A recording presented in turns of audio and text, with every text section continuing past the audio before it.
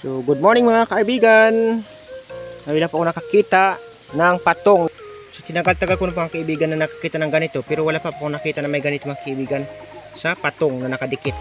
Ito kasi ay yung bahay ng anay mga kaibigan. Yan. Ang anay po nito ay kinakain ng mga sisiw. Tapos yung inahin nito, kasi parang nagbabago po ito mga kaibigan pag tag-ulan, nagiging may pakpak. Yung lumilipad po siya. Yan. Ikap ang tawag sa amin.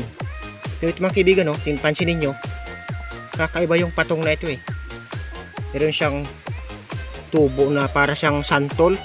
Pero malambot siya mga kaibigan, Ayun, para siyang bula na hitik sa bomba ba. Matigas ang hangin sa loob. Ayan, Ayan.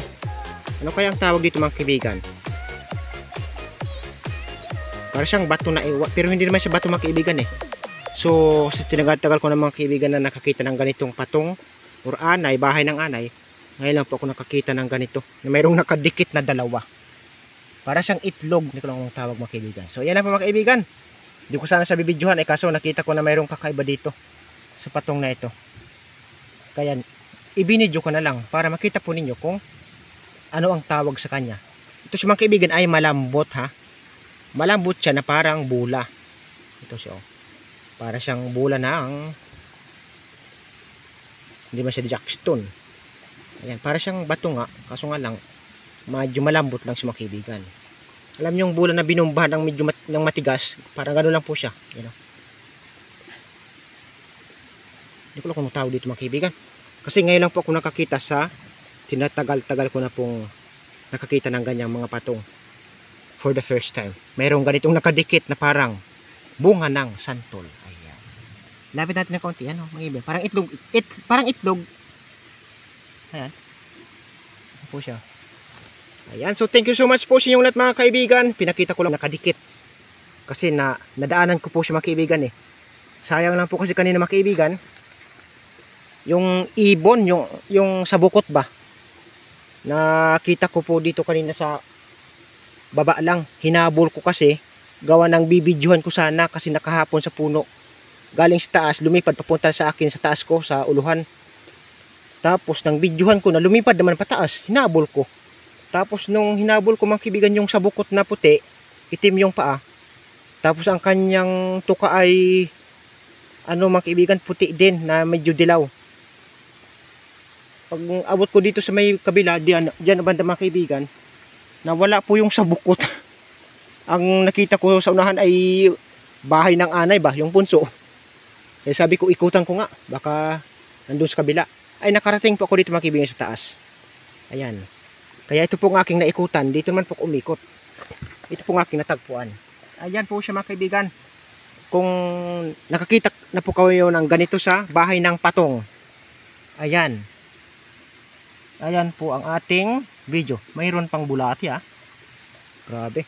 So kasi mga kaibigan, nandito po tayo sa Ilog Ilat. Ayan. Yan Hindi na lang po ako nag-video dahil ako ay pauwi na mga kaibigan. Kaso nga lang nakakita po ako ng sabukot or sukot ang tawag sa amin na puti dito sa may ilat. Ayan. Kaso nga lang hindi ko na siya natagpuan. Bibidyoan ko po sana Kaso na-late lang po kasi ako. Siguro mga 2 seconds lang po mga kaibigan ang kanyang tagal sa taas ko. Sa puno din nakahapon. Tapos nag-sit na ako ng camera ng cellphone ko, lumipad po siya pataas pa uli. Kaya hinabol ko. Kaso nga lang, hindi ko na siya natagpuan. Hindi ko alam kung saan pumunta. Nakita ko doon mga kaibigan, bahay ng anay. Dalawa. Ikutan ko pa kabila. Sabi ko baka nakauna pa kabila Pero hindi po. Hindi ko siya nakita yung sa bukot na yon. Ayan. So sa inyo mga kaibigan, sa palagay ninyo, ano ito? Ito ba ay normal lang? O talagang sadya lang talaga na may ganito ang bahay ng anay? So thank you so much po sa inyo lahat mga kaibigan. Ako'y uuwi na papunta sa amin sa aking boss.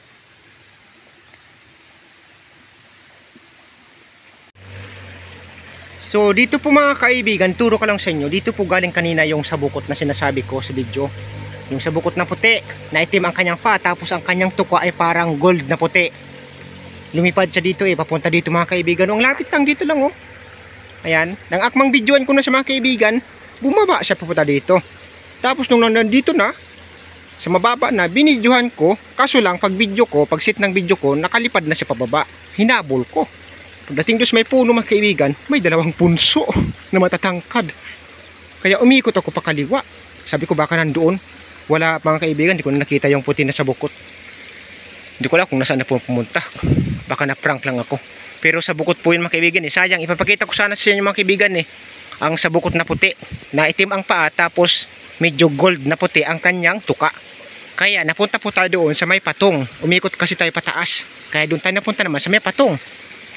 Tapos pagdating doon sa may patong naman mga kaibigan, nagulat din ako. Ngayon ako nakakita ng patong na mayroong bola sa kanyang tagiliran kasi matagal na po akong nakakita ng mga patong pati sa probinsya sa amin.